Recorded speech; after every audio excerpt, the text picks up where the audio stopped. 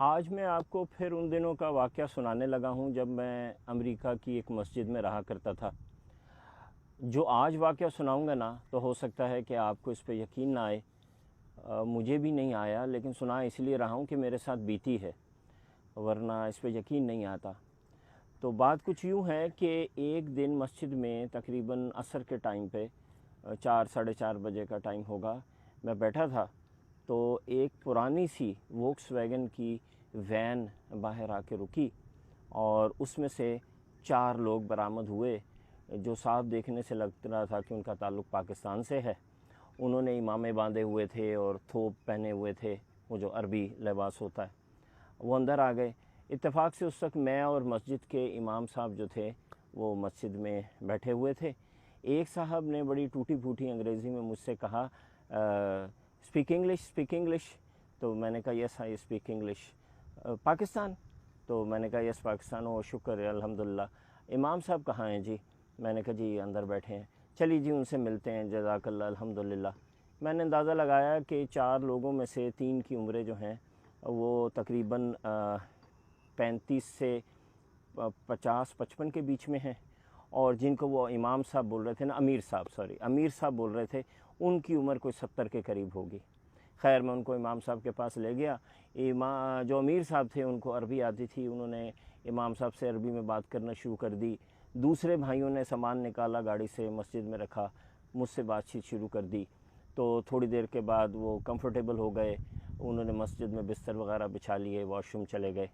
امام صاحب نے ان کو چھوڑا اور میرے پاس آ گئے اور کہنے لگے کہ اب آپ نے نا ان کے رہن کا، صحن کا اور کھانے پینے کا ذرا خیال رکھنا ہے۔ تو میں نے کہا کہ قصہ کیا ہے؟ انہوں نے مجھے بتایا، جو مجھے 22 سالہ ایک یونیورسٹی اسٹوڈنٹ، میں اس وقت سوفومور تھا، یعنی میں 2nd year of university education میں تھا، مجھے اس وقت تک یہ نہیں پتہ تھا جو انہوں نے بتایا۔ انہوں نے کہا جی یہ سال کی جماعت ہے جو پاکستان میں جگہ ہے، یہ سعودی امام صاحب ہیں جو مجھے پاکستانی کو بتا رہے ہیں۔ تو یہ وہاں رائے بند سے نکلتی ہے سالانہ اجتماع سے، اور انہوں نے سال یہاں پیدل کی جماعت ہے، انہوں نے ساؤتھ آف یو ایس سے بالکل اپ نارتھ جانا ہے، اور انہوں نے یہ سفر طے کرنا ہے اور یہ پیدل چلیں گے۔ پیدل چلنے کا طریقہ یہ ہے کہ جب کوئی علاقہ آئے گا تو یہ پیدل چل پڑیں گے، جب علاقے سے نکل جائیں گے تو پھر یہ اپنی وین میں بیٹھیں گے، جہاں پہ بھی جگہ ملے گی رات کو ٹینٹ لگا لیں گے، کھانے پینے کا سامان ان کی اپنی وین کے اندر موجود ہے، اور یہ بس اس طرح چلتے چلتے 1 سال پورا کریں گے۔ میں ظاہر ہے بینگ اے یونیورسٹی اسٹوڈنٹ، مجھے بڑا عجیب سا لگا، اور میں نے بڑا شور مچایا امام صاحب کے سامنے کہ یہ کون سا زندگی گزارنے کا طریقہ ہے، and what a waste of time and blah blah blah بلا۔ خیر مہمان تھے، میں ان کی خدمت میں لگ گیا، لیکن مجھے ان کے اس طریقے پہ غصہ بڑا آیا۔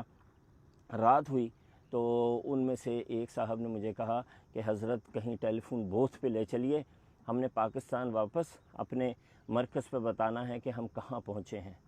میں نے کہا چلیے، میں نے اپنی گاڑی نکالی، ان کو لے کے ٹیلی فون بوتھ پہ گیا۔ انہوں نے وہاں کال ملانے کی کوشش کی، ٹائم کا فرق تھا، کال نہ ملی، تو کہنے لگے کہ فون تو مل نہیں رہا۔ اچھا بھائی کو کرتا ہوں، پتہ چلا ان کے بھائی بھی تبلیغی جماعت میں ہیں۔ تو انہوں نے اپنے بھائی کو کال کی اور ان کو کہتے ہیں کہ بھائی ہم اس جگہ پہنچ گئے ہیں اور الحمدللہ ہمارا سفر ٹھیک ہے، امیر صاحب نے کہا ہے کہ آپ لوگوں کو مطلع کریں، آپ مرکز میں جا کے بتا دیجئے گا کہ ہم یہاں پہنچے ہیں، کل یہاں سے نکلیں گے تو فلاں جگہ جائیں گے۔ فون انہیں رکھا تو کہتے ہیں لا حول ولا قوت الا باللہ۔ میں نے کہا حضرت کیا ہوا؟ تو کہتے ہیں چلیں گاڑی میں بیٹھے میں بتاتا ہوں۔ گاڑی میں بیٹھ کے مجھے کہتے ہیں میری تو وائف کی ڈیلیوری تھی حضرت 2-3 دن پہلے، تو وہ تو میں پوچھنا ہی بھول گیا کہ وہاں کیا سلسلہ رہا۔ یہ انہوں نے کہا نا تو میں تو پہلے ہی غصہ آیا ہوا تھا، میں تو غصے سے میرا برا حال ہو گیا۔ واپس میں مسجد میں پہنچا، میں نے امام صاحب کو سائٹ پہ کیا اور میں نے کہا کہ ان سے انگلش میں کہ میں ان کا احترام کر سکتا ہوں؟ یہ تو ایسا آدمی ہے کہ جس کو اپنی بیوی کی فکر نہیں ہے، اپنا تو بتا دیا کہ میں کہاں پہنچا ہوں، اور ان کو یہ تک نہیں پوچھا کہ میری بیوی خیریت سے ہے، ہمارے ہاں کیا بچہ ہوا اور بولا سب کچھ۔ میرے امام صاحب بڑے خاموشی سے انہوں نے میری بات سنی، انہوں نے کہا بات چیزیں وقت کے ساتھ سمجھ آتی ہیں برادر، آپ کو یہ چیز ابھی نہیں سمجھ آئے گی، آگے چل کے سمجھ میں آئے گی۔ خیر اینی ویز دوسرے دن جناب وہ وہاں سے چلے، پہلے مسجد سے نکلے، پیدل چلتے چلتے انہوں نے پورا چھوٹا سا وہ ایک گاؤں سا قصبہ تھا، اس کو کراس کیا. اس کے بعد وہ وین پہ بیٹھے اور کہنے لگے کہ ہم رات جو ہے نا تقریباً فلاں جگہ جا کے، یعنی وہ جگہ وہاں سے بنتی تھی تقریباً 10 کلومیٹر دور. انہوں نے کہا 10 کلومیٹر وہاں جا کے ہم پڑاؤ ڈالیں گے. ٹھیک ہے جی. 9:30 بجے کے قریب نہیں 8:30 بجے کے قریب امام صاحب مجھے کہتے ہیں چلیں وہاں چلتے ہیں اور دیکھتے ہیں کہ جو جماعت ہے وہ پراپرلی انہوں نے ٹینٹ وغیرہ لگا لی ہے کہ نہیں. میں نے کہا ٹھیک ہے. تو میں ان کے ساتھ گاڑی میں بیٹھ گیا. ہم چلنا شروع ہوئے. راستے میں ہم دیکھتے جاتے تھے اندھیرے میں، کہیں روشنی نظر آئے، ٹینٹ نظر آئے. آخر جا کے ہمیں تھوڑا آگے جب ہم نے شہر سے نکل گئے تو اندھیرے میں بالکل ایک جگہ ٹینٹ لگا نظر آ گیا، وہ بتی سی جل رہی تھی. ہم وہاں پہنچے تو وہاں جب میں نے ٹینٹ لگا دیکھا اس جگہ پہ تو میرے تو جسم میں نا ایک کپ کپی دوڑ گئی. میں حیران پریشان. میں نے امام صاحب کو کہا کہ یہ تو فلاں چرچ کی جگہ ہے، یہ ان کا پارکنگ لاٹ ہے، یہ جو پیچھے ہے یہ خالی جگہ نہیں ہے، یہ تو چرچ کی جگہ ہے. اچھا وہاں سلسلہ یوں ہے امریکہ میں، ٹیکسس میں، مجھے نہیں پتہ اب کیا ہے سلسلہ. اس وقت تو یہ تھا کہ اگر آپ کسی نے آپ کی زمین سے گزرے بغیر اجازت کے یا وہاں ٹھہر گئے تو آپ ان کو گولی مار سکتے ہیں اور آپ کو کسی قسم کا کوئی لا جو ہے نا آپ کے خلاف کام نہیں کرے گا. تو میں نے امام صاحب کو کہا کہ امام صاحب جلدی سے اندر چلیں، ان کو یہاں سے اٹھائیں، یہ تو بڑا مسئلہ ہو جائے گا، یہ تو گولی چل جائے گی، وہ تو ان کو مار دیں گے. ان کو سمجھ ہی نہیں ہے، ان کو تو پتہ ہی نہیں ہے، ان کو تو اندازہ ہی نہیں ہے کہ یہاں کیسے چلتا ہے. دیکھیں یہ کوئی کرنے کی بات ہے. یہ ہم بولتے بولتے ٹینٹ میں داخل ہو گئے. ٹینٹ میں امیر صاحب جو تھے وہ بالکل سکون سے بیٹھے ذکر کر رہے تھے اور باقی کے لوگ جو تھے نا وہ کچھ کھانے کی تیاری کر رہے تھے. انہوں نے کہا برادر آپ بالکل صحیح ٹائم پہ آ گئے ہیں، آئیں ساتھ بیٹھ کے کھانا کھاتے ہیں. میں نے شور ڈال دیا. میں نے کہا آپ یہاں سے فوراً خالی کریں، یہاں تو گولی چل جائے گی، آپ بھی مریں گے، ہمیں بھی مروائیں گے. یہ تو ٹیکسس ہے، یہاں تو گنز رکھتے ہیں لوگ، اور آپ چرچ کی جگہ پہ ایسے ٹینٹ لگا کے بیٹھ گئے ہیں. امام صاحب کے چہرے پہ ایک عجیب سا سکون، کوئی پریشانی نہیں، کوئی مسئلہ نہیں. کہتے ہیں وہ بھی تو ہمارے اہل کتاب ہیں نا، ہمارے بھائی ہیں، مسلک میں مذہب میں ہمارے بھائی ہیں، آنے دیں ان کو، ہم ان کو سمجھا لیں گے. میں نے کہا امیر صاحب کون سمجھائے گا، آپ کو تو انگریزی بھی نہیں آتی. کہنے لگے برادر آپ ہیں نا، آپ سمجھائیں گے. انگلش میں نے بولا تو وہ بھی کچھ ٹوٹی پھوٹی انگلش، اردو عربی میں انہوں نے امام صاحب کو بھی بولا. خیر میں بڑا جھنجھلایا. 1 منٹ گزرا، 2 منٹ گزرا، دل میرا دھک دھک کرے کسی بھی وقت کچھ ہو جائے گا. وہی ہوا. اچانک ہمیں نا باہر گاڑیوں کی لائٹس، یہ جیسے پیچھے آپ علاقہ دیکھ رہے ہیں تو اس میں سے لائٹس نا ٹینٹ کے اندر آتے نظر آئیں. کسی نے مائک، وہ جو لاؤڈ سپیکر ہوتا ہے، پکڑا اور انگریزی میں ٹپیکل ٹیکسس کے ایکسنٹ میں بولا کہ یہ آپ لوگ فوراً یہاں سے نکلو، کون ہو ورنہ ہم گولی چلا دیں گے اور یہ سب کچھ. تو امام صاحب کہتے ہیں کیا بول رہے ہیں، اور وہ ٹپیکل ٹیکسن ایکسنٹ تھا، وہ انگریزی کسی کی سمجھ میں نہیں آئی. میں نے کہا کہ وہ کہہ رہے ہیں جلدی سے یہاں سے نکلو، سامان اٹھاؤ ورنہ ہم گولی چلا دیں گے. امام امیر صاحب کے چہرے پہ ایک عجیب سی پرسکون مسکراہٹ آئی اور انہوں نے وہ بڑی مشہور جو سورہ یاسین کی آیت ہے وہ پڑھی کہ وَجَعَلْنَا مِن بَيْنِ أَيْدِيهِمْ سَدًّا وَمِن خَلْفِهِمْ سَدًّا فَأَغْشَيْنَاهُمْ فَهُمْ لَا يَبْصِرُونَ، کہ یہ ان کے آگے بھی دیوار اور پیچھے بھی دیوار اور ان کو نظر نہیں آتا. خیر مجھے اس وقت اس کی بہت زیادہ سمجھ بھی نہیں تھی. وہ تو اس دن کے بعد مجھے اس آیت کا پتہ چلا کہ یہ ہے کیا اور اس میں کتنی پاور ہے. تو ہمارے امام صاحب بھی ایسے سر جھکا کے، حافظ القرآن تھے، عالم تھے، انہوں نے بھی ایسے سر جھکا لیا اور ساتھ ہی ایک آخری وارننگ انہوں نے دی. 1 منٹ کی خاموشی ہوئی اور تابڑ توڑ گولیاں چلنا شروع ہو گئیں. اتنی تیزی سے اتنی گولیاں انہوں نے چلائیں کہ بس ایسے لگ رہا تھا کہ وار زون ہے. اور گاڑیاں بھی اتنی ہی دور کھڑی تھیں جتنا میں ہوں اور یہ پیچھے تھوڑا سا یہ جو کھلا علاقہ ہے. گولیاں چلتی تھیں اور ایک گولی ٹینٹ کو نہیں لگ رہی تھی. سمجھ نہیں آ رہی تھی کہ گولیاں کہاں سے جا رہی ہیں.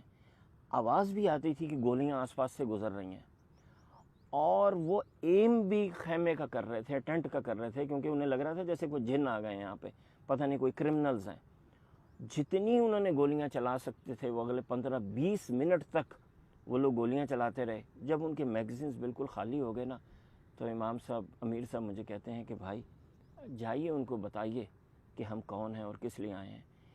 تو میرے تو جان نہیں، میں تو باہر جانے کی ہمت نہیں.